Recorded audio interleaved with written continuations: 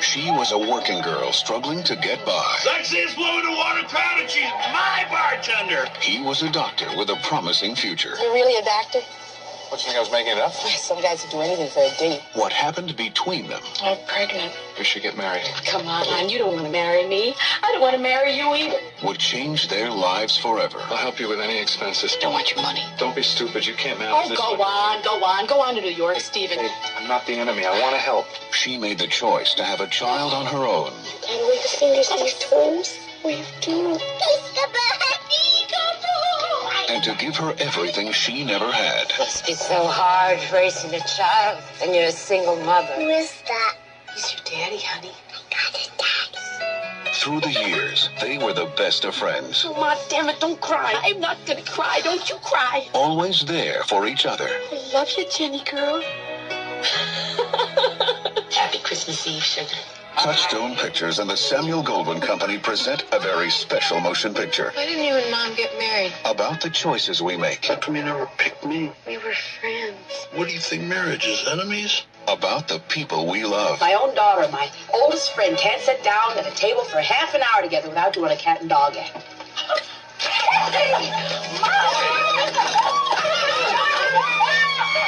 And about the conflicts that come between us. That man is a joke. Fool. Take that back. Take it back! No! Now Jenny is growing up. Where you going? Not one word, okay? Stella is holding on. I'm so scared I'm screwing up with Jenny. Oh, come on. You're a terrific mother. Oh, why are you here all of a sudden? I want to spend time with her. Both are learning the hardest lesson of all. Jenny's at an age now where she should have things. So if you and Stephen was to get married, and she comes to live with you, you could probably adopt her. And everybody would just naturally think she was yours. Letting go. Jen, we want you to come and live with us. What do you mean? When your mother and I discussed this. Mom already knows about this? Bette Midler, John Goodman, Stephen Collins, Marsha Mason, and Trini Alvarado. I love you, Jenny. Love you, Ma. Stella. Yeah, does somebody want to tell Hallmark Hall of Fame that Disney took one of their movies and blew it up for the big screen? I mean, let's be honest, that pretty much looks like a Hallmark Hall of Fame movie. It's one of those movies that you'd see on the Sunday night movie on either ABC, NBC, or CBS, and it wouldn't be much of a big deal on the big screen, but someone put it on the big screen, and it looks as schmaltzy and as gimmicky and as uneventful and mediocre and melodramatic as you can get. I mean, I like Bette Midler. I think she's a very good actress, but this is one of those roles that she picks where she thinks that it's going to be a great movie. It's going to be a movie that's going to continue to grow her acting chops, but it really doesn't. It feels like a movie that's been it feels like a forced movie. It feels like a movie that she picked because she thought, oh, this is going to be my successor to Beaches, and it's just like, no, Beaches at least has a heart to it. You can at least buy into the relationships and the chemistry between the characters in that movie. This movie just feels very manipulative, and we have a couple of manipulative movies on the show to look at, but this movie was just... This is a mess. This is a mess of a movie. It's got a good cast to it. Bette Midler, John Goodman, Stephen Collins, Marsha Mason, Trini Alvarado.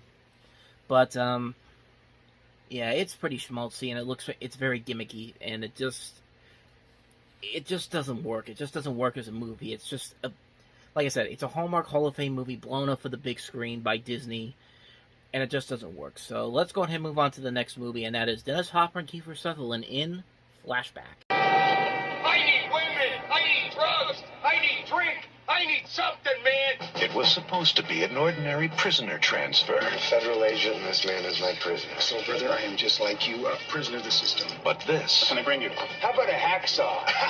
Only kidding. was no ordinary prisoner. I went and slipped some acid in your mineral water. What did you say? Hey, don't you worry. I'm not going to let you trip alone. I dropped a couple of tabs myself. In the next 2 days, John Buckner, FBI, will have his identity stolen. You know, you look like me. John Buckner, FBI. His freedom taken away. Wait till they find out how I escaped from the feds. His career destroyed. John, we don't like to look foolish. And he owes it all to one man, Huey Walker. You know what your problem is? You like me, but you won't admit it. 20 years ago, he wanted to change the world. It takes more than going down to your local video store and renting Easy Rider to be a rebel. Today, he'll settle for just one guy. They flushed my head down the toilet. Oh, yeah, well, blame me for everything. Dennis Hopper, Kiefer Sutherland. Flashback. Speaking of movies that are trying to be something that we've seen done much better, here's another Midnight Run. I mean, this is pretty much Midnight Run, except take Robert De Niro and Charles Grodin out of the picture and replace it with Dennis Hopper and Kiefer Sutherland. I mean, to the movie's credit, I guess there's stuff in here that could work. I do like Dennis Hopper's performance in this movie, and I think Kiefer Sutherland is okay here. But yeah, it's pretty much Midnight Run, except not as funny, not as clever. And the jokes they have in here, sometimes it works, but other times it's just kind of like these long jokes where you're trying to wait for the punchline, and the punchline is just like, that's it? That's all you got? I mean, that's just my thinking on it. It's a movie that a lot of people never even heard of. It was quickly gone as soon as it came out. And there you go. That's my thoughts on Flashback. It's a movie that had the potential to be something good, but it's just another Midnight Run retread. So, on to the next movie, and the next movie is Bob Hoskins and Denzel Washington in Heart Condition. Police Sergeant Jack Mooney has got no class, That is 60% grease. no style, What the hell have you been eating? and no pulse. That's it? He's dead? He will be without a new heart. No man alive can help Jack Mooney. We got one. That leaves Leon Stone. Car accident. Killed instantly. Don't eat that. Trust me. He's given Jack his heart. It's weird, I know. It's very weird. Was that heart's beating or attached? Aren't you going to talk to me? Racial prejudice I can understand, but ghost prejudice. You got to help me find who killed me. Go to hell. That's what I'm trying to avoid.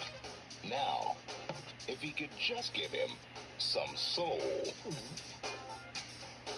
Yeah, I like that. Get down, brother. Give me 5. They say the heart's not the only new equipment you got. Bob Hoskins, Okay if I take this stuff off? Denzel Washington, You stayed in the living room. Of course. You think I could learn anything watching a white boy? together, Move! they might just make the world's first cardiac arrest. This is too easy. Heart condition. You just got me thrown off the force and on my way to a mental institution. Nobody's perfect. You know, I've said before that Denzel Washington is probably the greatest living actor we have right now. He usually doesn't pick very bad movies. This is one of those movies where he really missed the mark. This is a really, really bad movie, and again, has a good idea to it. Has two great people involved in it: Bob Hoskins, Denzel Washington. But man, they missed the mark on this big time. I mean, this is a mess of a movie. I mean,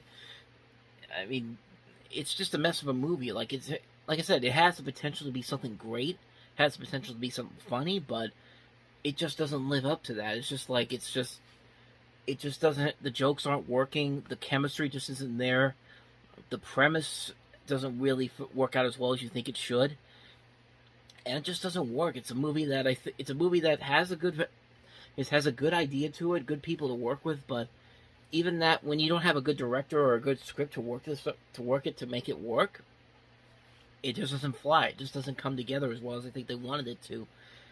It's like, why is Bob Hoskins' character got to be a racist, bigoted cop? I mean, why do we have to do that? I mean, why do we think that that's funny to the subject matter at hand? But I mean, I guess the movie's credit, I'll give Denzel Washington this. He's not terrible in it.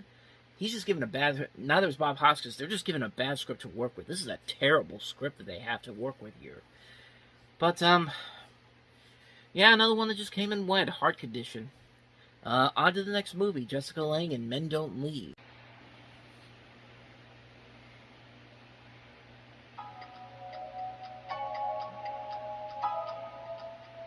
What a year. First, we moved to Baltimore. Big mistake. Oh, how come there's so many locks on the doors? Well placed, Mom. Even have suicide-proof windows. It's important that you have faith in me now, okay? There are a lot of weird people in Baltimore. And some of them found out where we lived. I like you. I'd like to be closer to you. It can't be physical. Let's go bowling. God, that was witty. God, I wish I would have said that. A nurse went to work on my brother. Would you like a Pellegrino? Is that beer? You're really sweet. I'll get you a juice. In that 1 year, everything seemed to change. Now hold still. Don't move. You know, I don't know what your story is, but why don't you hit the streets and find a nice little 10-year-old, and then you can really go to town. I really don't want you in my house if you can't treat us with some degree of courtesy. It was the year my brother and I became men. It was the year my mom found out. Men don't leave. Yeah, this was that other manipulative type of movie that I was talking about earlier with Stella. And honestly, you could compare Stella and this movie to the... Honestly, right from the trailers, it's like, here's a movie about a single mother with kids going off on her own and all the crazy misadventures she has, trying to find the perfect man in her life, as well as watching these kids grow up as well. But here's the thing, though. I'll give this movie credit, though. There are more things about this movie that I was pleasantly surprised by than I was with Stella. Stella is, like I said, a Hallmark Hall of Fame movie ripped from Disney. But at least with this movie, this is a drama that's at least trying to be something different, trying to be something that's enjoyable, and I think does work for the most part. I think the casting in this movie works a whole lot better. I like Jessica Lange in this. You have a young Chris O'Donnell in here. Charlie Korsmo, who would later go on to star in stuff like Dick Tracy and Hook. Was he in Dick Tracy and Hook? I know he was in Hook, but I need to double check this. Okay, I was right. He was also in Dick Tracy. I mean, he's a very good actor. If you've ever seen him in Can't Hardly Wait and some other movies like this, he actually has a decent stack of movies from the 90s, and he's very good in here. I like the chemistry between Joan Cusack and Chris O'Donnell in this. Is it a great movie? No, it's kind of generic, but at the same time, I got more out of it than this trailer leads on. I think there is a lot more to this movie that makes it redeemable than the trailer offers it. It is a enjoyable movie. It's not one I'd go out and watch again and again, but I'm glad I saw it. I'm glad I saw it for what it was. So, if you like Jessica Lange and you want to see some good movies with her, I'd say definitely give this one a shot. I think it's a very underrated film. Let's go ahead and move on to the last movie, which is probably the best out of all the new movies that we had this week, and that is Cinema Paradiso. Cinema Paradiso, the Academy Award winner for Best Foreign Film. Every night, the streets were empty, because inside, lovers held hands, children laughed, and the routine of everyday life was forgotten. Because here at the Cinema Paradiso, someone is making their dreams come true.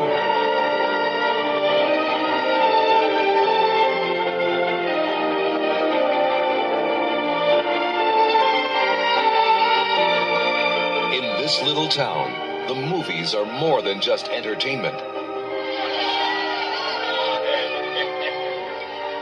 They're a way of life.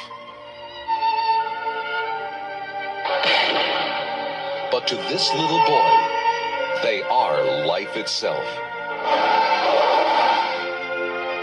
For the Cinema Paradiso gave this little boy a father, a lover, and a future. Cinema Paradiso. Cinema Paradiso really is the best of the new releases that came out this week. It's a great coming-of-age story about the power of youth, nostalgia, movies in general, seeing how the movies in this town and the people in this town react to them. The casting in this is very well done. I like the actors in this. I like the visuals that this movie has. The music is very great. It's very well done. This is done by the great Ennio Morricone and Andrea Morricone. You also have these striking visuals that I talked about, but it's the visuals in here are just so amazing to look at. Even after all these years, they still hold up to this very day. And it's just a wonderful movie. It's a wonderful, wonderful movie. If you haven't seen Cinema Paradiso, I highly recommend checking it out. It's easily the best movie that came out this weekend. It's a great film all around. I can't recommend it enough. Cinema Paradiso. Steven Seagal is Mason Storm, a cop working undercover until his cover was blown. Whoever that is, I don't want him to get an hour older. They thought they'd seen the last of him, but Mason Storm is hard to kill.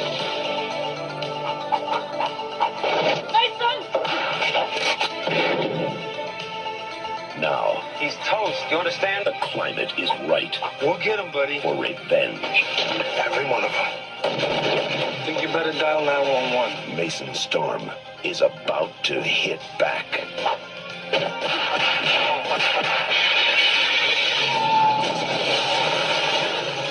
That wasn't the time. Now's the time. We are going to put an end to violence, and you can take that to the bank. Steven Seagal is hard to kill. This was Steven Seagal's second feature film as an actor. His first movie, Above the Law, was a big hit, and that was directed by Andrew Davis, who, of course, would later on to direct Seagal in the original Under Siege, and then Davis also did The Fugitive.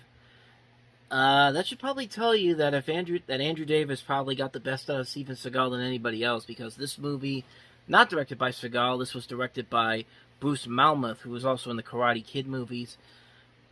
This is not one of Seagal's better movies. It's pretty generic for the most part, but I will say this though: it is a lot more enjoyable than, say, some of Seagal's direct-to-DVD movies to become later, notoriously known for. I mean, a movie like this is pretty much a simple premise, just like a direct-to-DVD movie he would do, but the big difference between that and this is that this is a young Steven Seagal. This is a guy who can at least cover the fact that he's still doing martial arts in this movie and Aikido and all that kind of stuff.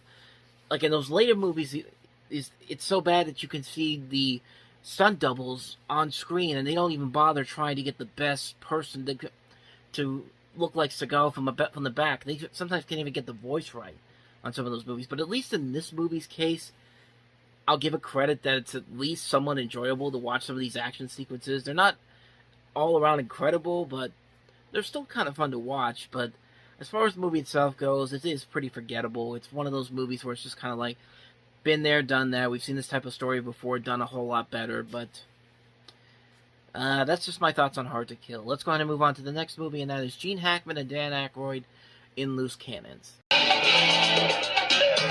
Detective Max Stern. Oh, cowboy. He's the toughest cop on the force. Come on, go through it. He thought he'd seen it all. Oh, baby, you having a bad day? No, I'm having a terrible day. Say something nice to me, will you, please? You have very strong-looking thighs for a white man. I like that, yeah. But nothing could prepare him for his new partner's personality problem.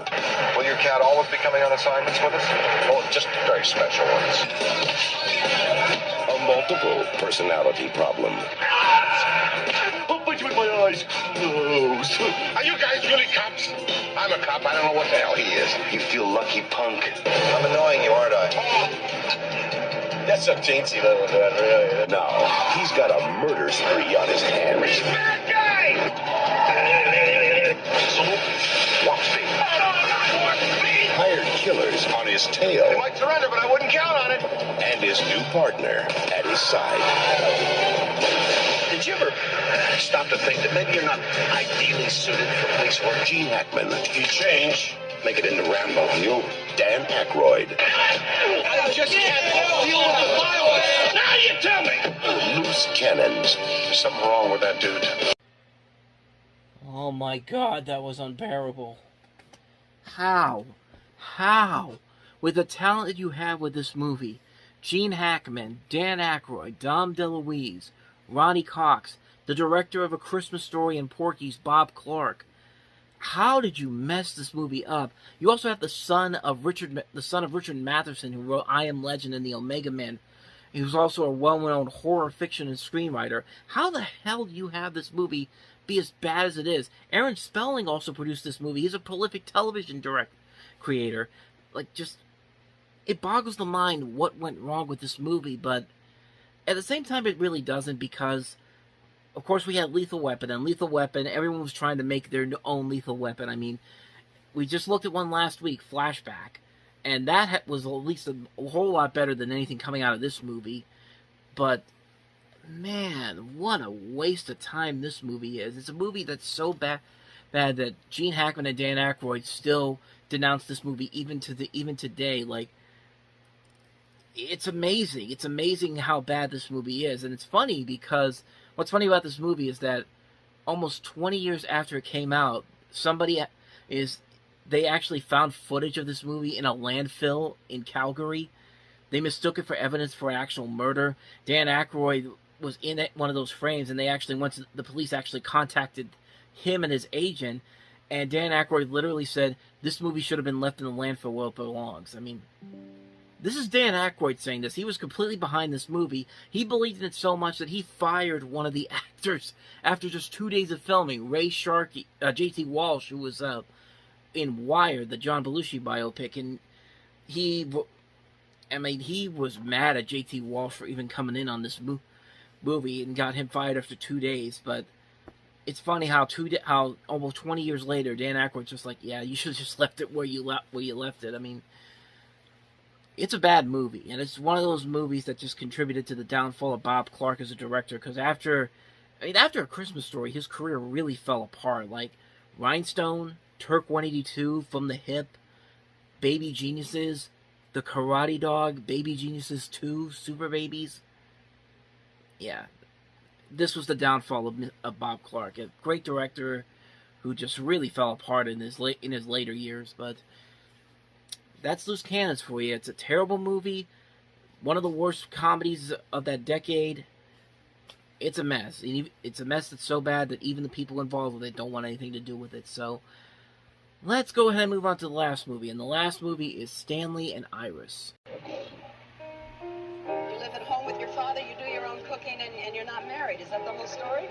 I think that's about as much as I'm going to talk about. You're wearing your pink sweater. That's what you wear when you feel good. And when you feel bad, you wear the gray one. You're watching me. You stand out. This your last day. Could you pick up your paycheck? What's the beef?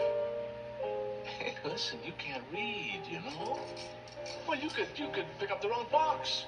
You try to pick up a box of salt and get a box of roach powder or something. Hey, you're dangerous. For Stanley Cox, life was a closed door. You ask yourself, have I got a name if I can't write it? Am I a human being if I can't read it? You turn to stone. Why don't you do something about it? But Iris was the key. I wanted to ask you if you could do something. So we started. I'll be around. That opened up his world. Teach me to read. This is A river. This is Woman. What they taught each other about life. Finish this sentence. I'm good at. I'm good at getting the right teacher. You won't find in any book. What goes on between me and you is more than sex and maybe even more than love. I don't know what to call it, but we patched each other up and we put each other together, Ben, and that's glue, lady.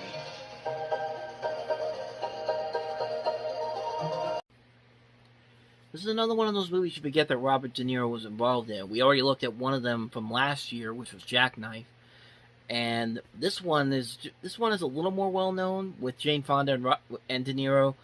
It's more notable because Jane Fonda, this was the last movie she did for 15 years before she returned in Monster-in-Law, and kind of resurrected her career after that.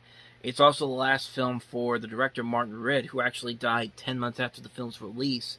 Martin Ritt, if you don't know, he also did Cross Creek, Murphy's Romance, Nuts, Norma Ray, The Long Hot Summer, did all these different movies, and this was the last movie he did before he died. And, I mean, there's nothing really new or exciting here about this movie. I mean, Jane Fonda and Robert De Niro are perfectly salvageable here.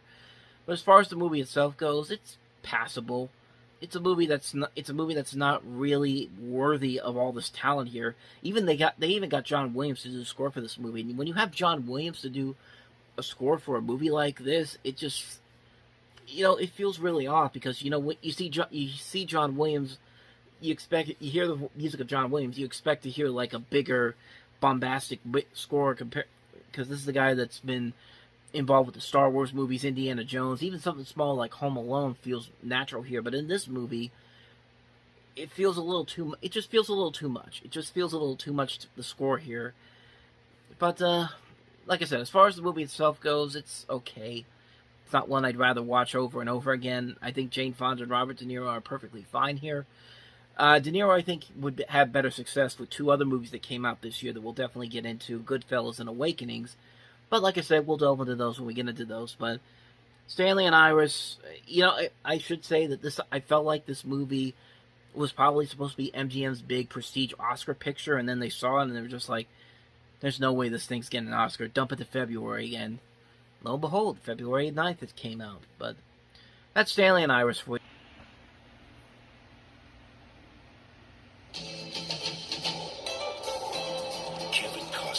Is a man who loves his freedom.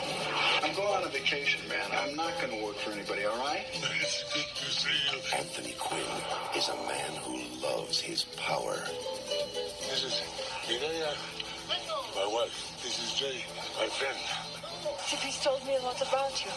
She was the last thing in the world he wanted. Do you think my wife is beautiful? Hi. Hello. What do you want me to say? Of course. What are you doing here? Well, the truth is I was bored. Until she became the only thing in the world he wanted. Do you feel the way I feel? I don't know that I have the right to feel anything. Because a woman like that... Forget about right or wrong. Do almost anything to keep her. When love turns to obsession. For a long time, I didn't let myself want anything. This is what we don't do. We don't forget who we are. We don't forget where we are. You think that you're taking another man's way? There are no rules. I love you. Tell her how I'm killed.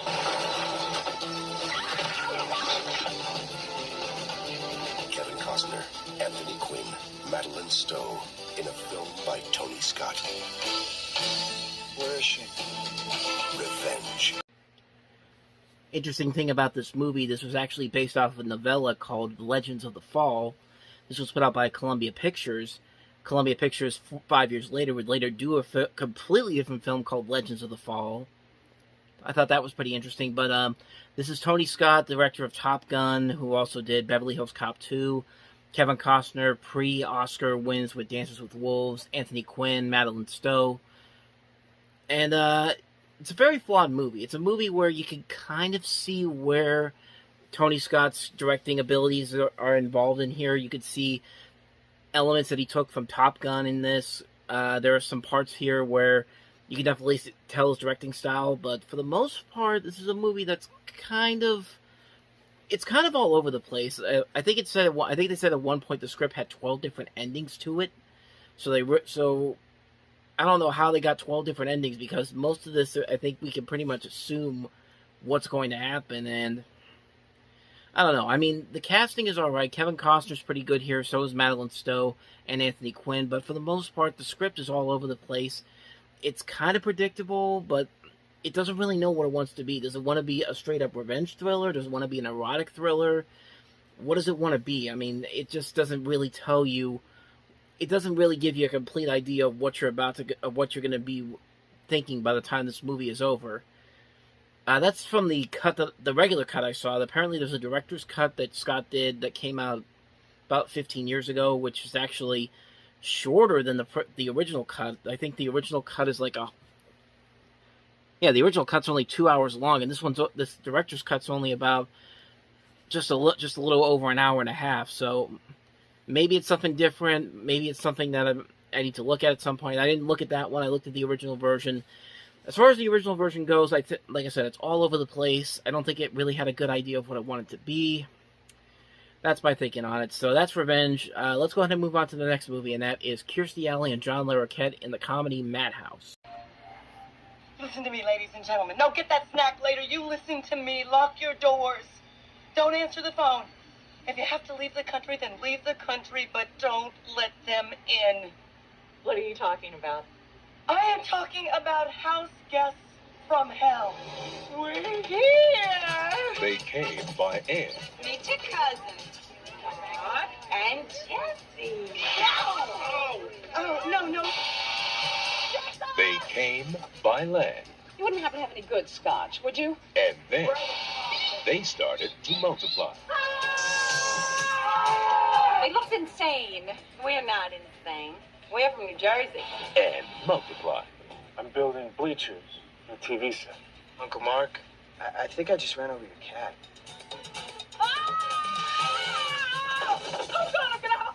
Some house guests came unannounced. Maybe we're in some vacation guide for the damned. Some announced. This is the place. We have to surround it. We have to do something about these people. Then, one day, You touch me, I sue you. Mark and Jesse snapped. When house guests become house pets, it's time to exterminate. John Larroquette, Kirstie Alley. They're animals. They're cockroaches. If we have a nuclear war, the only living thing to survive will be house cats. Madhouse. Yet another comedy that had so much ambition, but it wastes this too good of a cast. I mean, John Larroquette, come on, man. You got to pick better movie scripts than this. I mean, this is the second film that we've seen him in the last couple of months where it looks like he picked a movie just to have a movie where he thinks it's going to be a success. He's just doing it for the paycheck. I mean, this is a big mistake on his part, and Kirstie Alley's part too. I think this was her second leading role after her success on Cheers. Look Who's Talking was the first big success she had, and then this one. But not only that, you have Jessica Lundy, who will be in a couple of other movies in the 90s, specifically Trial and Error. She was also on the Honey, I Shrunk the Kids TV show. Dennis Miller's also in this. John Deal, who's both an actor and a director.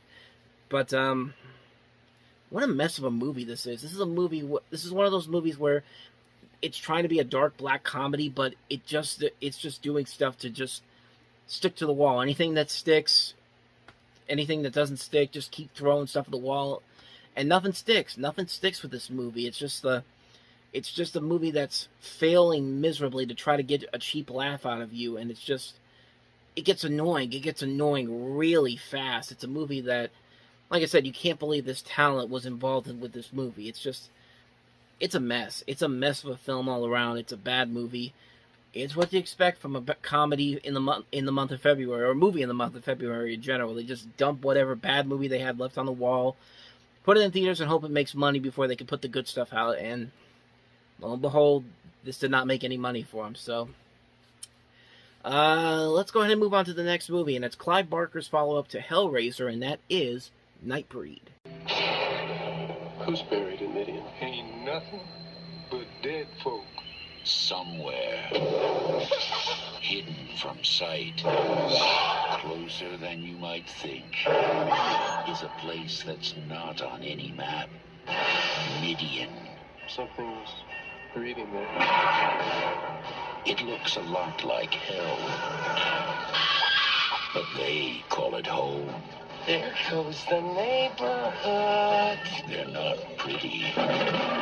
They're not neighborly. Y'all come back now. You hear? They're not even human. But this time, they're the good guys. From the imagination of Clive Barker comes Nightbreed. You can't go down there. They have only one enemy. A beast called man, sworn to destroy the Nightbreed. Sounds like we're going head-to-head with the devil himself. And only one chance. A man called Moon. It's time to fight. Go get 'em, boys. I'll kill you all. What chance have we got? They're armed. So am I. Out of your deepest fears and your darkest fantasies, Clive Barker brings you a startling new breed of adventure. I won't let you down. Nightbreed. At last, the night has a hero. Yeah, this is kind of what you'd expect from a director who made a critically, financially, and financial cult classic in Hellraiser, and everyone's already promoting him as the next great horror filmmaker, and then this is what he follows it up with. And it turns out it was not the best successful move for him. Now to be fair, Warner Brothers probably had a huge interference on the film, as Barker has said that he protested the film company trying to sell it as a standard slasher film, and he didn't have final cut approval on the film.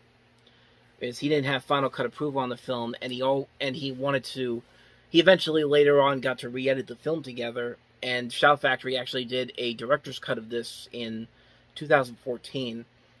Now, fortunately, I have not seen this version. I'm just going by the theatrical version that came out in '90, and yeah, it's pretty bad. You could definitely tell that the studio had no idea what they were getting into. They didn't really know Clive Barker's style of filmmaking, and it shows in this trailer. I mean, it is being sold as a typical slasher film from a guy who created Hellraiser, one of the most unique and creative horror movies of its time, and it's just not a good movie. This cut at least, like I said with Revenge, maybe the alternate cut is a lot better. I keep hearing it's a lot better, but yeah, for Clive Barker to come after Hellraiser to do this, it really dampened his career, and he didn't really do a whole lot of directing films after this one. I think he only did one other film that went to theaters, and that was Lord of Illusions from 1995, but I mean, there's some stuff in here that's good. I like Craig Sheffer in this. He would also be in Sleepwalkers later on. David Cronenberg, the director, is also in this as an actor. The visuals look pretty nice. There are some nice practical effects in this movie that really took... When I watched the trailer, I was like, whoa, this is actually pretty good looking. But, yeah. Biggest problem with it is that they tried to sell it as a slasher film, and apparently that was not what it wanted to be. Like I said, I haven't seen the director's cut of this. It's probably a whole lot better, but from what I've seen from the theatrical cut, I can definitely see why Clive Barker was upset. I mean, this is not a very good movie overall, so... So, with that said, let's get on to the last movie, and that is Courage Mountain. Mountain home in search of a dream. To become an educated woman. That's where you learn how to survive. But a world at war would test her courage and her will to survive. Expect us to climb that? We can make it. A Disney Channel discovery. Charlie Sheen. I will go and get her. Leslie Caron. Have you found them yet? Tonight, a world television premiere. Courage Mountain, only on the Disney Channel. Sorry, that was the only version I can get. It was a Disney Channel promo, because when I looked for the trailer for this, the sound was so low and I couldn't get it up high enough, so I just took the clip from a Disney Channel promo from a year after this movie came out. And this is also a Heidi sequel. If you never knew that this was based off of the Heidi series, the movies and all that, this is apparently what it is, even though it doesn't say anything like that in the title of the film. And the only way you can figure that out is if you go to the synopsis of the film. But Charlie Sheen is in this, Leslie Caron, and can't really say anything about it, but from the looks of it, it at least looks visually gorgeous. I mean, these mountain scenes in here look pretty good, but I haven't heard anything really good about this movie. I don't think a lot of people have said anything really interesting about it, but that's just what I've heard about it. I haven't seen it, so I can't really comment on it, but it came out this weekend, so we might as well have talked about it. So there we go. That is Courage Mountain. And clear? Stuart McBain could knock down anything he wanted, except this house. We saved the Stuart McBain could control anyone in his life, except his kids. That's my daughter. So when he decided to move those kids Crossing Brooklyn Bridge. Leaving Manhattan? into that house, Do you love it? That house is a ruin. I'm giving it to you kids. I don't think we're really ready to live on our own yet. Stuart McBain thought his problems were finally over. I think we've been outmaneuvered here. But theirs had only begun. We're broke. We're desperate. We're hopeless. Now 3 formerly rich kids must take on new responsibilities. Each of us has got to find a friend and talk him into boarding with us. It's all right. I'll think of something. They're bad parents. I can't think of anything. Can you believe that boy dropped out of Harvard? They must take on new jobs. I guess I'll have to prostitute myself. Let's keep that as a last resort.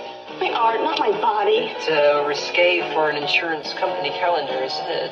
It's absolutely brilliant. But just when they were ready to take on the world, Stop the music! something unexpected happened. The market has crashed. We lost everything. They had to take in their father. I'm head of family. Everything's broken down. You have been evicted. Let me in! This is America. Don't we have rights? No, without money, you don't. I'm telling you, capitalism's going in the toilet. Touchstone Pictures presents Dabney Coleman, Uma Thurman, Joanna Cassidy, Crispin Glover, Susie Amos, and Christopher Plummer in a new comedy by John Boorman, a story of a family coming apart. What about Dad? I lost my home. We gotta find it. How can he sleep in a box like this?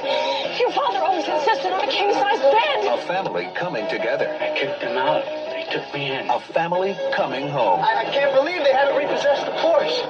Where the heart is. So, wait a minute, I'm confused here.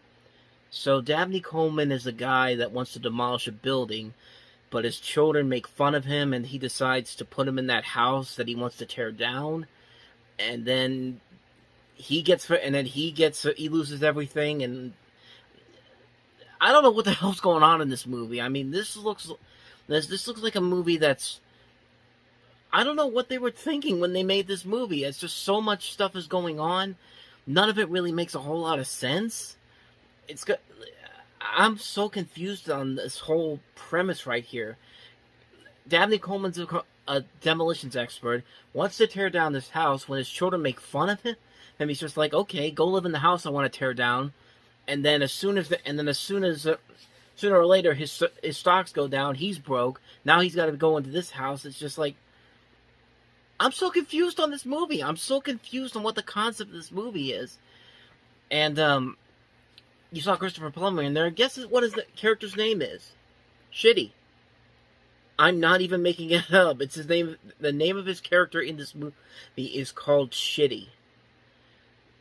What is this movie? I mean, this just seems so out of place and so bizarre for especially for John Boorman, the guy who directed Deliverance, Excalibur, and this is one of the movies he directs. This is a mess of a movie. This is just a major mess of a film that makes no sense whatsoever. The plot is all over the place. The characters aren't played very well, despite the good casting they have here. Dabney Coleman, Joanna Cassidy, young Uma Thurman, Crispin Glover, Christopher Plummer. But I don't know what the hell is going on in this movie. Just stuff is happening all over the place, and it's just like, it makes no sense whatsoever. You can tell this movie was not going to have a lasting impact, because the trailer doesn't even know what the hell the story it wants to tell. So there you go. Where the Heart Is. What a bizarre movie this is. So on to the next movie. There will come a time when winning is everything. When one team faces its greatest challenge. You gotta know where everybody is, always. I can't. They'll crush your skull. The blood of heroes. Against all odds. One chance to defeat the underground league of 9 cities. Rutger Hauer. Joan Chen. The blood of heroes. Rated R.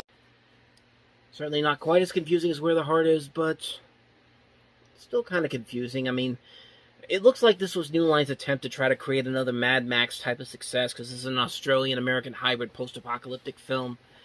And, again, good cast to it. Rutger Hauer, Joan Chen, Vincent D'Onofrio, Delroy Lindo.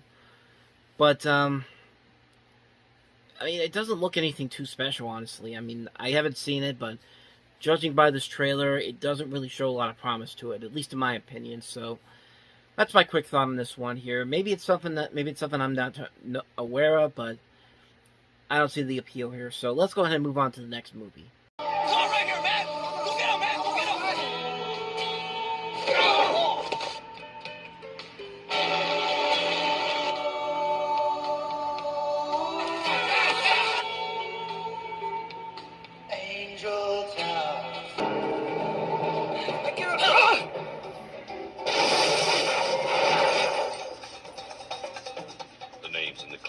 Are on the wall.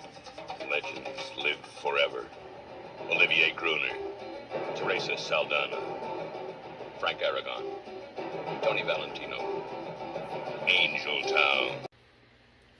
Yeah, this is another one of those martial arts action films that they were trying to make something like a Bloodsport or a Kickboxer, those type of movies, but imagine that except without the appeal of somebody like Jean-Claude Van Damme. Instead, we get Olivier Gruner, and this movie pretty much tells you why not every single martial artist or wrestler can be an actor. You need to have some kind of charisma to him, and this guy, Olivier Gruner, judging by this trailer that I saw, you only saw a little bit of the clips there, but when I watched this trailer, it's just like, yeah, this is the type of stuff the critic was making fun of when they had John Paul the Pope and all that kind of stuff. They were making fun of actors like this guy, these action stars that think they could be actors, but they really are not. And this movie just shows you why that is, because it's just like, this is another one of those trailers that makes no sense whatsoever. Like, it starts off like it's going to be like a Boys in the Hood type of movie or Menace to Society, and then it just randomly switches over to the martial arts effect, and it's just like, what are you even trying to sell me here? Like, this doesn't even feel like a movie that should be up on the big screen. It should be on a TV screen on a late Sunday night on USA or something like that. But so yeah, that's my quick thoughts on Angel Town. Something I haven't seen, but man, this is another. We're getting a lot of misleading trailers that just don't make a whole lot of sense here. So let's go ahead and move on to the next movie. And this trailer makes more sense. It's Mountains of the Moon. Sir, allow me. Allow you what? To join your expedition. An explorer and a gentleman on a quest to reach a place no civilized man had ever seen. What's this? One came in search of knowledge. Don't be offended. It's a blessing. The other in search of glory.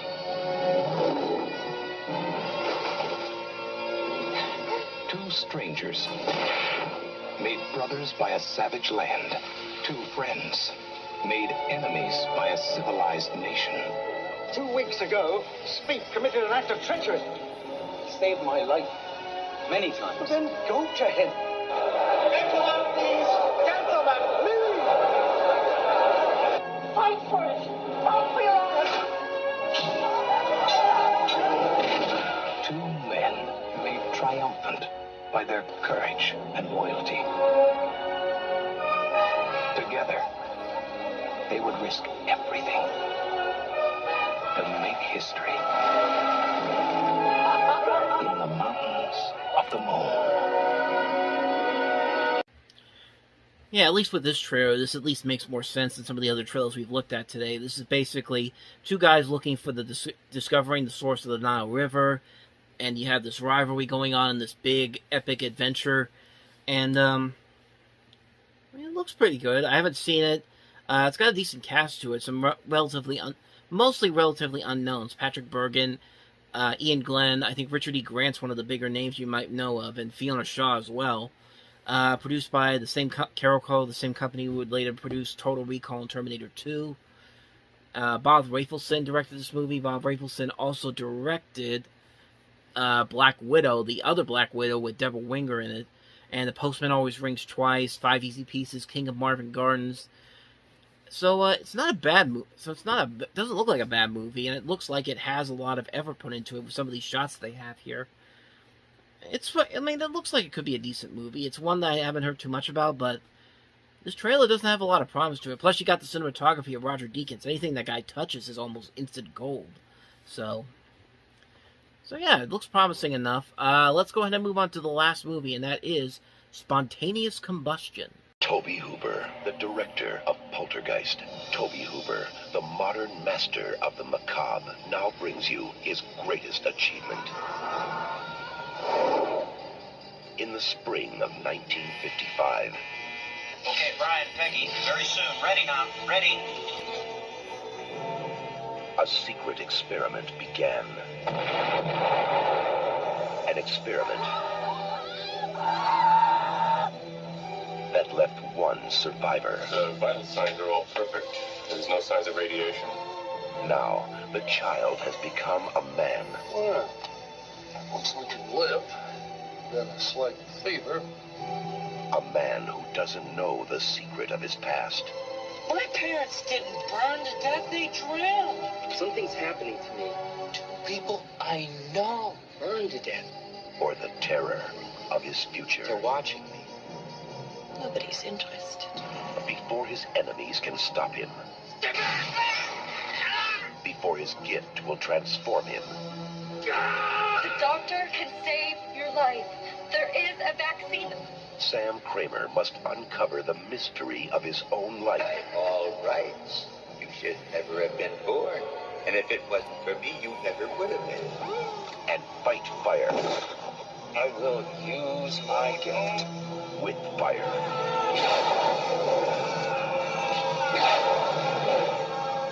Spontaneous Combustion. Starring Academy Award nominee Brad Dourif, Melinda Dillon, and Cynthia Bain. God damn you! Spontaneous Combustion. Is this really something Tobe Hooper should be really proud of as a director? I mean, the only thing I've ever heard about this movie or even know about this movie before I watched this trailer was the fact that John Landis has a cameo in here and he apparently shoots fire out of his mouth or something like that. That I remember seeing it on like an Angry Video Game Nerd episode. I can't remember which one. I'll put the clip in here real quick. James actually talked to John Landis about this. Went to like a horror convention. Yeah. I forget, what did you say? Something like... Well, I asked him. I told him my favorite still that existed of him was the "Breathing Fire" from Spontaneous Combustion. Yeah, he didn't seem too thrilled that you brought that up. But yeah, this movie, that was my only indication of this movie's existence, was watching the AVGN episode. Well, it's not even Angry Video Game Nerd. It was a DVD collection review for Mike Matee. But this movie, for a movie from the director of Poltergeist and Texas Chainsaw Massacre and Salem's Lot and Life Force, is this really a movie that you want to say is one of his crowning achievements? Because it's just like, that trailer just made it seem like this was more of an important movie than it really is. I mean, when you get you can get Don LaFontaine to say whatever you want, and it'll sound like an epic adventure, but it's like, or an epic thriller, but it's just like, with this movie? I mean, it's one of those movies where maybe with a good script, this concept could have probably worked, but it gets really silly really fast. Like, it gets so ridiculous, it gets so lazy, it gets so cheap, it just doesn't work the way I think they wanted it to. I think they wanted to make something better than this movie did, but it just didn't work. It just didn't work on any level. I mean, with a cast that includes Brad Dourif, Melinda Dillon, and it even has John Landis in it, you would expect a little bit better than this, but unfortunately, that's not the case. Spontaneous Combustion is not going to be one of those movies that we'll remember mostly from Tobe Hooper's filmography. In fact, it's movies like this that make you wonder if Poltergeist really worked mostly because of Steven Spielberg's influence than Tobe Hooper, because really, this is one of those movies where he's on his own. It's just like, yeah, this isn't working, bud. So that's my thoughts on Spontaneous Combustion.